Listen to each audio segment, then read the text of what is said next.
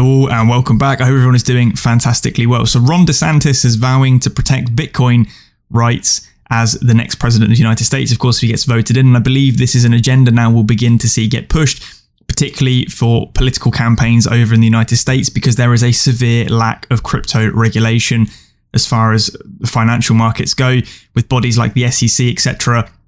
I'm sure many of you are aware of the shenanigans happening over in the United States when it comes to crypto regulation, but effectively, majority of them lack the jurisdiction at the moment to effectively control or put quality regulations in place, which of course would greatly benefit the cryptocurrency markets. It's a double-edged sword though, or a set of scales, I should say, because you could obviously lean in the wrong direction and severely hamper cryptocurrency adoption within the certain markets that the rules are applied. But I do believe this will become a trend moving forward into the future, particularly for the States, with presidency campaigns kicking off. And we can see here, presidential candidate again, Ron DeSantis, is saying there will be no central bank digital currency or CBDC if he wins the election in 2024. Instead, it appears he's looking to put better regulation into place for the current cryptocurrency market itself and potentially look to leverage bits of those for projects going forward. Not only that, there's more big news happening across the globe when it comes to cryptocurrency adoption, with Russia now looking to use cryptocurrency exchanges to settle cross-border transactions.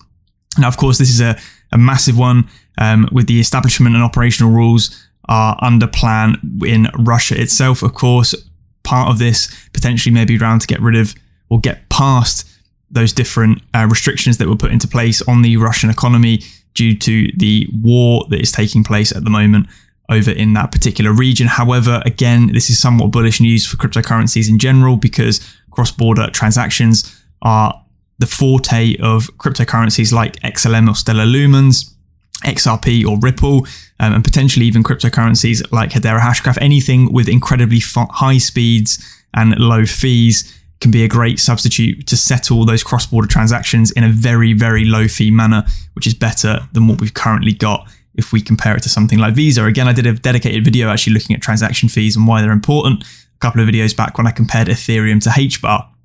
The other big deal as well, which could be foreshadowing the next move within the cryptocurrency markets, is China. So crypto is suddenly braced for a huge China earthquake after Bitcoin, Ethereum, BNB, XRP, Cardano, Dogecoin, Polygon, and Solana have price swings.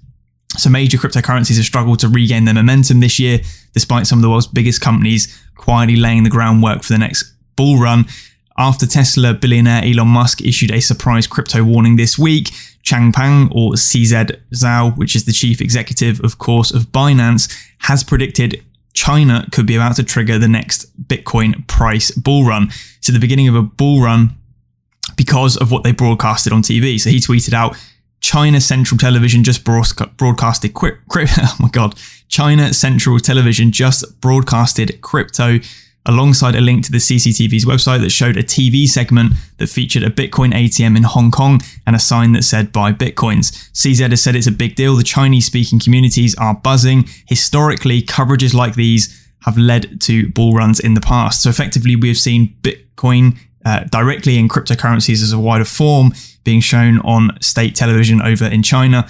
And as CZ has rightfully said, in the past, when we have seen this, we have seen massive amounts of investment come out of the likes of China and a lot of the Asian markets in general, which of course have sparked a lot of liquidity. Liquidity is required in these markets for us to surge forward when it comes to price. Looking at the Fear and Greed Index as well, which is a sentiment indicator, we can see we're at 51 or neutral again, back in the neutral territory, as we have been for the last couple of weeks. This is a great time to just sort of dollar cost average in my book, and it's part of the strategy I tend to employ. Back in the red zones, when we go into the fear zones, is when I like to load up, and also taking profit off the table when we go into those greedy zones, because typically history rhymes, if not repeats itself, when it comes to pullbacks once we hit those greed zones. So that's kind of what's happening with the market at the moment. Then let's jump across, because there's some different Hedera news which I wanted to cover.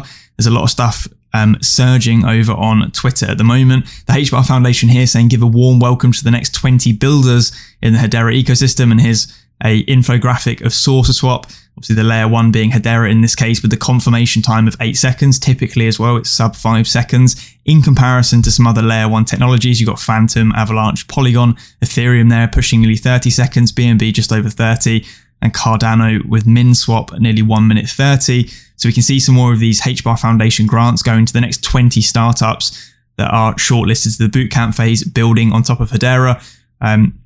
Some of you may have recognized from different videos that I've covered in the past, but a lot of them appear to be up and coming and going forward. So shout out to community partners as well, HeadStarter.org. Still waiting for those guys to really go live because of course they've got integrations with SaucerSwap. We'll be doing a video once that does happen, but big news regardless. Some interesting stats here as well from Messari, which are of course a cryptocurrency analytics kind of platform.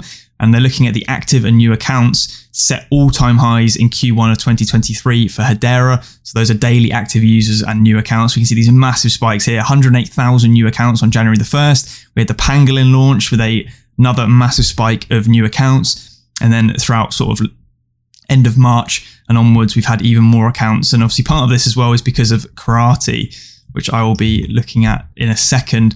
But before that, some more big news. Decent wallets are now integrated as a hardware wallet solution into HashPack. As always, they're committed to helping self-custody with assets alongside maximum and optimal security. A hardware wallet like Decent offers the pinnacle of crypto security, and we all know how vital it is to provide you the choice, the power, and the security to keep those digital assets safe.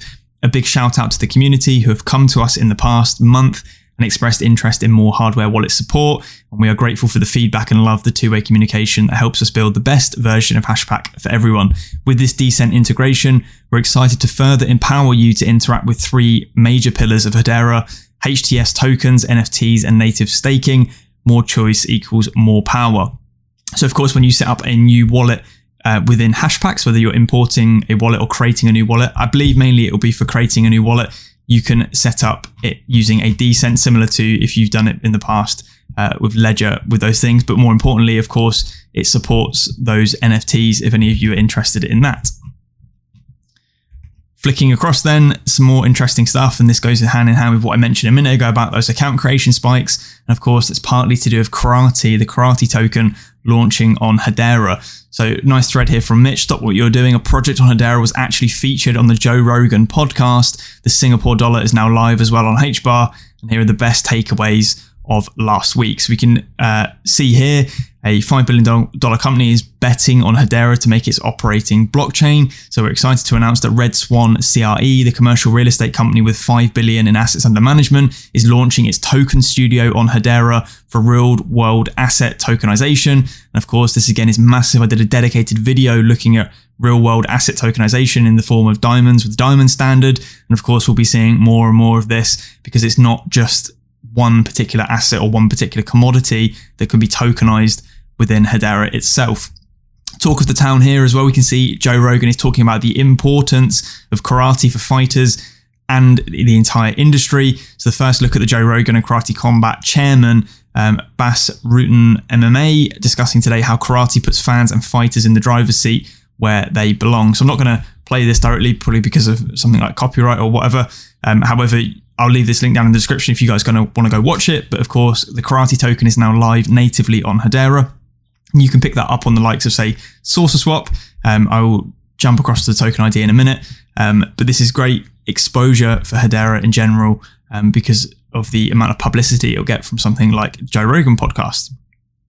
Upgrades on Hedera as well. We've had some upgrades over the last week. So first edition will be HIP 584, which was approved and integrated into Hedera today, which is hips don't lie. From Arkia, from their perspective.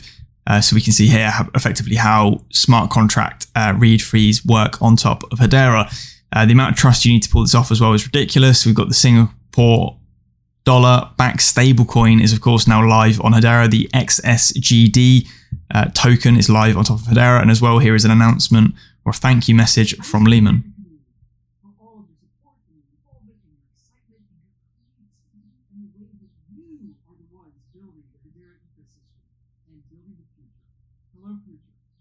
So great little message there, of course, from Lehman himself, because Hedera doesn't sleep, it continues building, and that's what we're all here for. Talking about that karate token then as well, SaucerSwap, the rising star on Hedera itself, and of course the token as the rising star on HTS is lighting up SaucerSwap, the most liquid DEX on Hedera. They've raised the stakes with a $1,000 giveaway, plus everyone at the moment is enjoying 130% APY on the karate HBAR farm. Again, there's a dedicated video on the channel looking at providing liquidity to these farms, as well as the rewards and risks associated with doing so. 20 lucky people will win. See the next tweet for details. So you can acquire on Mexi Global, KuCoin.com, and transfer to your HashPack app. And then you can add liquidity on SaucerSwap, just like Source on Mexi. Arbitrage opportunities await. Hiya.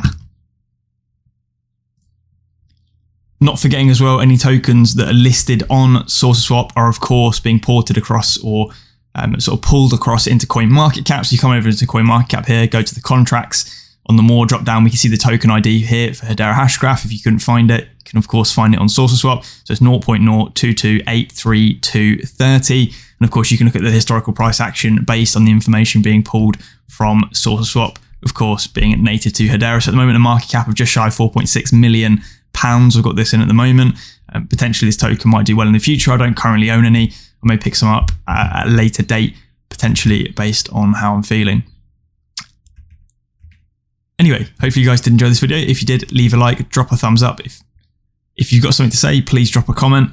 You're always welcome to subscribe as well. I do try and respond to as many of the comments as I possibly can. Until the next one, I'll catch you then. Cheers.